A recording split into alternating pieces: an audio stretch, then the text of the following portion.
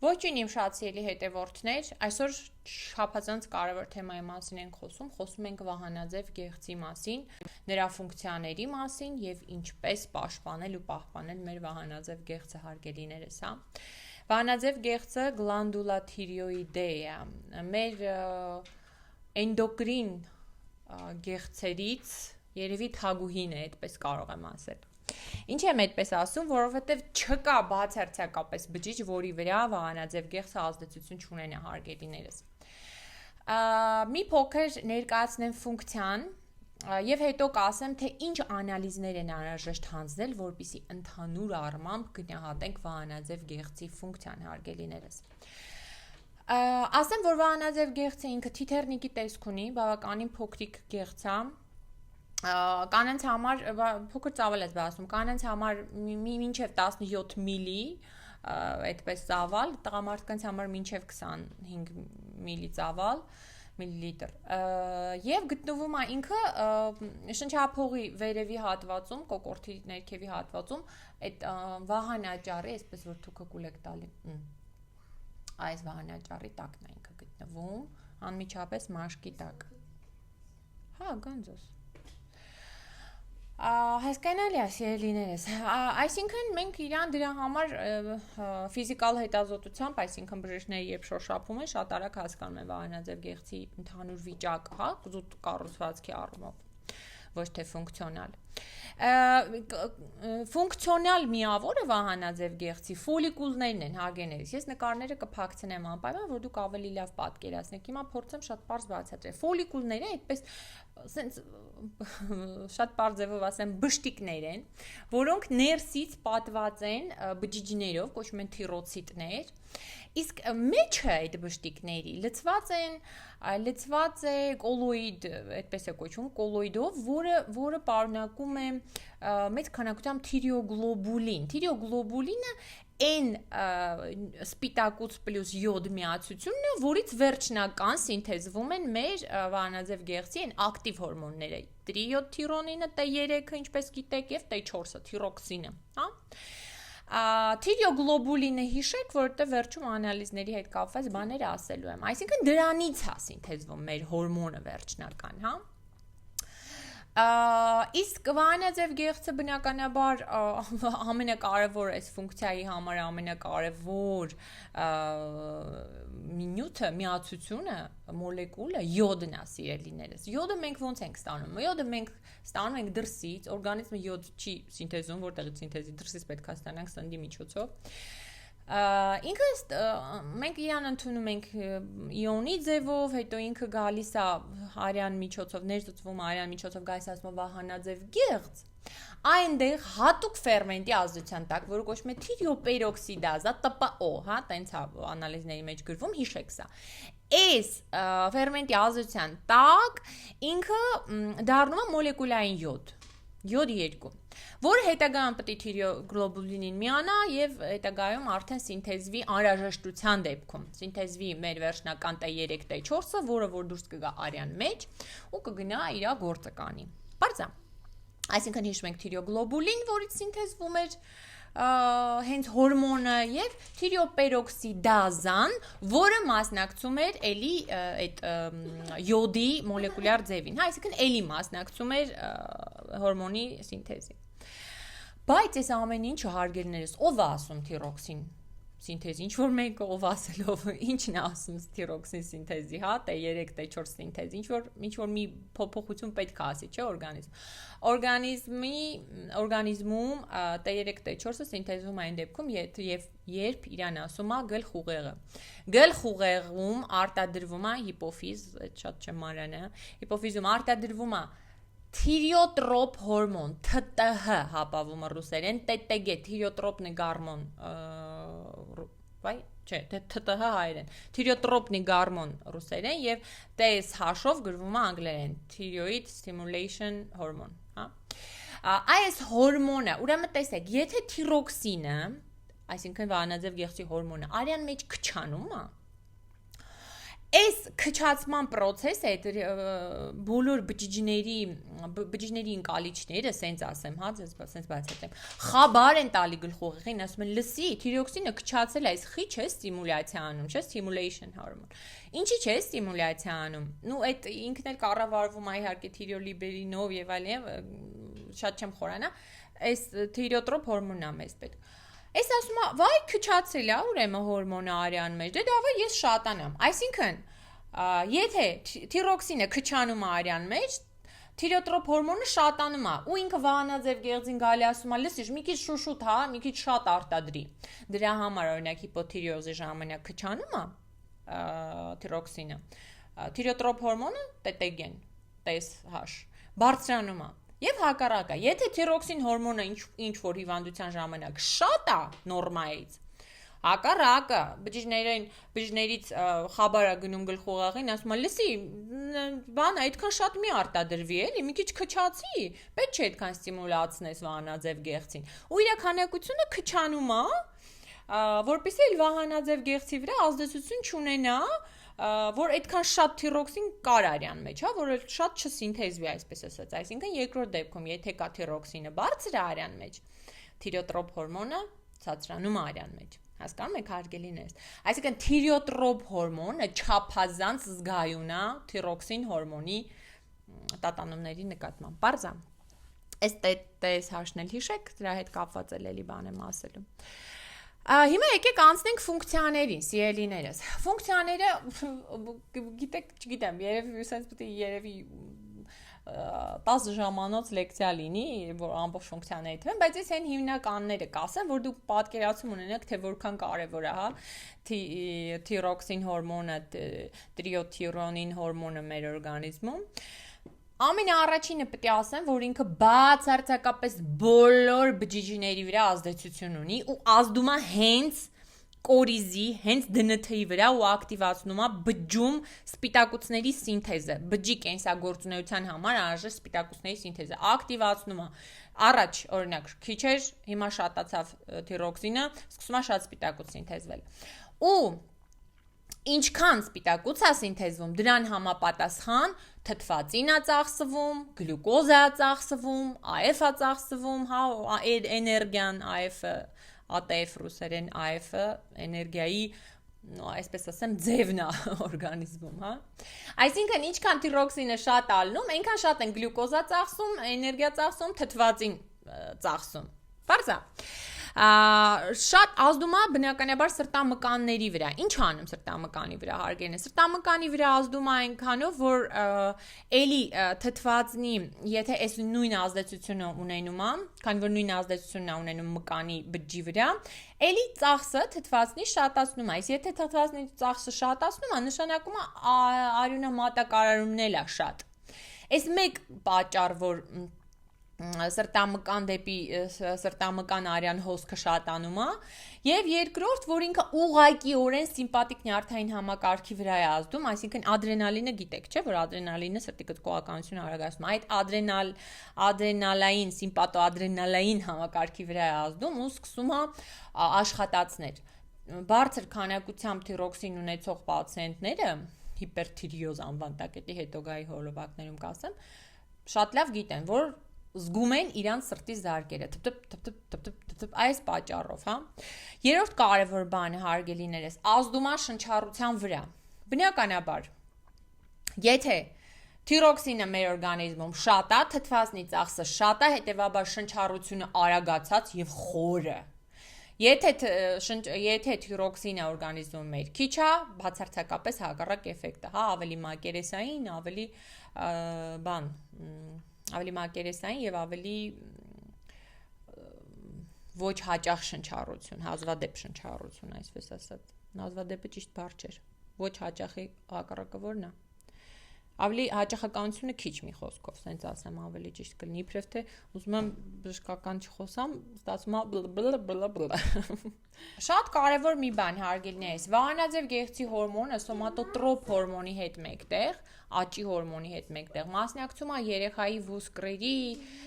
նյարդային համակարգի աճին, դա է պատճառը, որ եթե երեխան չունի բավարար քանակությամբ թիրոքսին հորմոն, կան դեղ ինչ-որ դիագնոզ, որը որ քչացնում է հորմոնը, այդ դեպքում զարգանում է կրետինիզմ կոչվածը, որը որ երեխայի եւ ֆիզիկական եւ նյարդահոգեբանական զարգացման խանգարումն է, իսկ է ասենց մոտ։ Հասկանում։ Մերոպե, մոտ է։ Լավ։ Ինչև է։ Կողեն դատավը։ Հաջորդ շատ կարևոր բան է, մեծահասակների մոտ էլ ասեմ, սիրելիներս, որ նյարդային համակարգի իմպուլսի փոխանցմանն է մասնակցում։ Եվ եթե օրինակ թիրոքսին հորմոնը շատ է, հիպերթիրիոզ օրինակ պացիենտի մոտ, այդ դեպքում կա օրինակ իմպուլսի փոխանցման ավելի ակտիվացում, որի դեպքում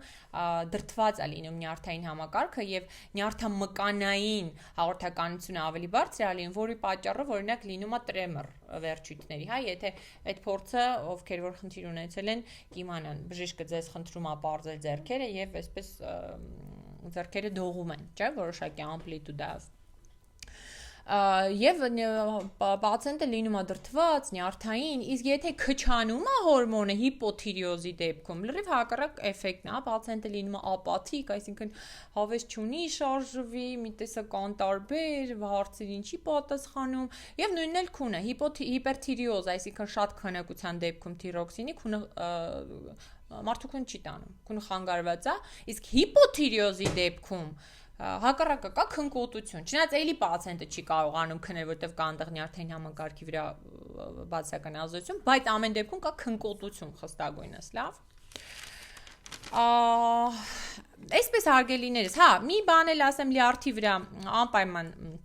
լյարդի վրա ազդեցություն եւ ճարպային հյուսվածքի վրա ազդեցությունը, ուրեմն ասում եմ լյարդի վրա ինչ առումով գլիկոգենոլիզն է ակտիվացնում, այսինքն, նույնիսկ ասեմ, լյարդում գլյուկոզայի պահեստից հանել է տալի այդ գլյուկոզան, որովհետև չէ, եթե թիրոքսինը շատ է, ինքը այսինքն գլյուկոզա էր ծախսում, հիշում եք, եթե շատ է ծախսում, բնականաբար դեպոից էլ է հանում։ Եվ նաև մասնակցում է ցածրախտության լիպոպրոտեիդների մեկ խոսքով ասեմ, էլի լյարդի մակարդակով մասնակցում է խոլեստերինի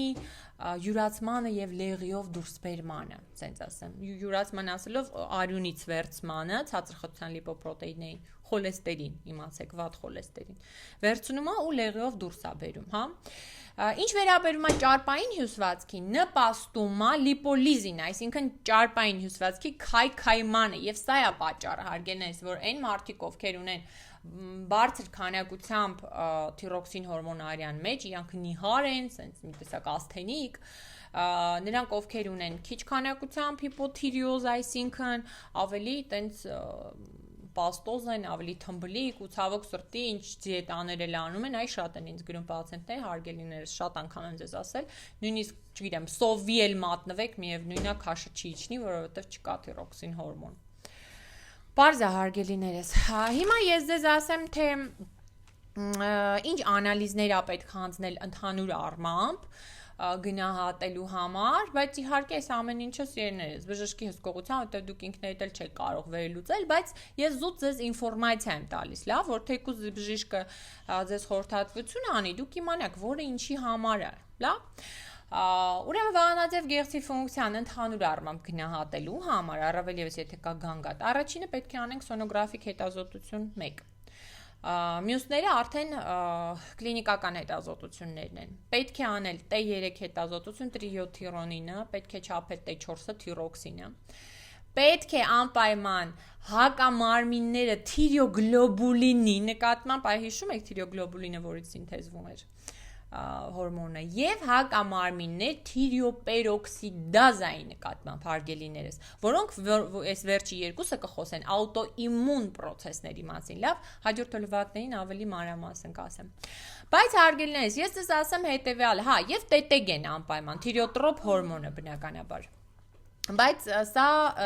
այն դեպքում, եթե կա գանգատ, կա խնդիր։ Այն դեպքում, եթե դուք սկրինինգ պարզապես ուզում եք անեք, հասկանալու համար, ունեք վահանաձև գեղձի խնդիր չունեք, պարզապես անհրաժեշտ է մի հատ հետազոտություն տետեգեն։ Ուրիշ բան պետք չի։ Տետեգե հանձնեք եւ վերջ։ Ինչու, որովհետեւ օրինակ շատ բժշկական կարծիքներով շատ հետազոտությունների արդյունքում պարզված է, որ պատահական սոնոգրաֆիկ հետազոտությունները նույնիսկ գանգատ չունեցող պացիենտների մոտ որոշակի հանգույցներ են հայտնաբերում։ Իսկ եթե մենք գանգատ չունենք ու գնանք հայտնաբերենք հանգույցիկներ, մենք կկենտրոնանանք դրա վրա ու խնդիրներ կունենանք, հասկանում եք, դրա համար սկրինինգի նպատակով սոնոգրաֆիկ հետազոտություն չենք անում, այլ տետեգեն, թիրիոտրոպ հորմոնը, ԹՏՀ-ն ինքն է շատ զգայուն ֆունկցիայի նկատմամբ, մեզ ֆունկցիան է հետաքրքիր, հա? Կառուցվածքը եւ այլն արդեն խանգարումների, ֆունկցիոնալ խանգարումների դեպքում է մեզ հետաքրքիր։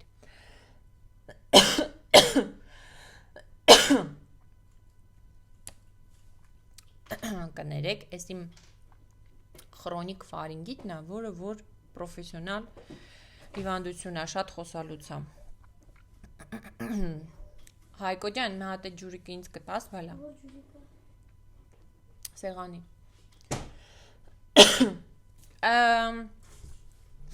Սիրելիներ, ես ձեզ հիմա ուզում եմ ասեմ ինչն է պատճառը, որ թիրիոտրոպ հորմոնը, ուիտներություն թիրիոտրոպ հորմոնը ապրեսցակ տանեմ։ Կներեք։ Ապրեսարվես։ Ուզում եմ հիմա ես ձեզ ասեմ ինչն է գործոնները, որոնք որ ազդում են վահանաձև գեղձի վրա եւ խաթարում են նրա ֆունկցիան, հա։ Գործոններից ամենակարևորը դա ժառանգականությունն է, իրոք, որովհետեւ եթե կա ժառանգական նախատրամադրվածություն, պապա, մամա, քուր, աղբեր որ ունեցել են, բնականաբար հավանականությունը հաջորդ սերնդի մոտ բարձր է լինում ավելի։ Բայց ամենամեծ գործոնը բնականաբար յոդի անբավարարությունն է, որը հիմնականում էնդեմիկ խնդիր է, այսինքն տվյալ տարածաշրջանում, եթե յոդի քանակությունը քիչ է, միևնույնն է զարգանում է վահանաձև գեղձի խնդիրներ, հա։ Օրինակ Հայաստանը այդ տարածաշրջաններից է, որովհետև մեր հողը հագեցված չի, ծովից շատ հեռու ենք, հարուստ չի յոդով։ Իսկ այդ ծովի մոտ բնակվող մարդկանց մոտ յոդը բավականին շատ է։ Հաջորդ կարևոր գործոնը սթրեսներն են։ Սթրեսները, ժողովուրդ ջան, շատ են ազդում վահանաձև գեղձի ֆունկցիայի վրա, մանավանդ կանանց մոտ։ Իսկ կանայք, քանի որ մշտապես ենթարկվում են սթրեսների, հա բալես։ От них спасет антистресс. Բջջլներ Հայկո ջան։ Քանի որ սիրելիներս, քանի որ կանայք շատ են ենթարկվում սթրեսների, կանայք ոնց որ բարձր ռիսկի խմբում են ավելի, հա, վահանաձև գեղձի խնդիր ունենալու համար։ Եվ ես ձեզ ասեմ, նույնիսկ տիբեթյան բժշկագիտություն կա, որ ես շատ եմ սիրում, այնտեղ ասվում է, որ եթե ձեր 7-րդ չակրան փակ է, չեք խոսում, այսինքն կա վիրավորանք, մանավանդ կնոջ մոտ։ Այդ դեպքում ինքը անհնարավոր չունենա վահանաձև գեղձի խնդիր վիրավորանքից, հասկանում եք։ Հաջորդ կարևոր գործոնը սերներս հիմնականում աշխատանքի բերումով, հա, եթե օրինակ դուք երկար ժամանակ թեկուզ եւ ոչ աշխատանքի, եթե լավ չեք օդափոխվում, այսինքն կենսակերպը նաեւ, եթե լավ չեք օդափոխվում, եթե ֆիզիկական ակտիվություն չեք ունենում, որովհետեւ այն պացիենտները, այն մարդիկ, ովքեր որ փակ տարածություններում շատ են աշխատում, մաքուր օդ չեն շնչում, իրանց մոտ էլ է հաճախ զարգանում վահանաձև գեղձի խնդիրներ։ Յոդը ասեցի, դե իհարկե կենսակերպը բնականաբար, հա, դրան զուգահեռ ցիրկադային ռիթմերը, քունը, սնունդը, ինչպես նշեցի, ֆիզիկական ակտիվությունը, դրանք չեն կարող չազդել բնականաբար մեր էնդոկրին ընդհանուր ֆունկցիայի վրա, այդ պատճառով այդ գործոնը անպայման ասում եմ։ Բայց կան նաև հոդվածներ, որոնց որ ասվում է, որ իրականում վահանաձև գեղձի խնդիրը, առավել եւս հիպոթիրիոզը, դա տարիքին բնորոշ ինչ-որ խնդիր է, հա, եւ մեծ մեծահասակ, մեծահասակ չէ, հասուն տարիքի կանայք, 40+ ավելի հակված են այս խնդիրը ունենալու եւ ինչ որ մի առումով սա դիտվում է նաեւ ինչ որ ֆիզիոլոգիական process, որովհետեւ գեղձի աշխատանքը սկսում է նվազել։ Սա հիպոթեզ է, սիրելիներս, թեզ չի, ապացուցված չի, սա պարզապես կարծիք է։ Հիմա ես ձեզ ասեմ, ինչ սնունդ պետք է ուտել, որպեսզի ստանալ յոդի քանակությունը։ Ամենաառաջինը բնականաբար արդեն պարզեցել, պարզա ծովամթերքներ, ինչքան հնավ ու հենց թարմ վիճակում, հա, այն որ սառացրած, տարիներով պահած, այդ իր մեջ բնականաբար հասկանում ենք, որ շատ հատկություններ, լավ հատկություններ կորում են, հա, եթե գտնվում եք, ապրում եք ծովափնյա տարածաշրջանում, շատ կարող եք օգտվել այդ լավ հնարավորությունից եւ յոդի մեծ քանակություն ունենալ, ձկներ, ծովային, խեցգետնակերպեր, հա, կաղամարները, կալմարի, նաեւ այդ ծովային ջրիմուռները, ծովային կաղամբը, իրանք ահավոր մեծ քանակությամբ յոդ են պարունակում, ժողովուրդ ջան։ Մեզ հայերից ցավոք սրտի այդքան մեծ քանակությամբ յոդ հասանելի չի, բայց ես հիմա կթվարկեմ, թե մոտավոր որ սնունդների մեջ նաև կա բացի ծովամթերքները։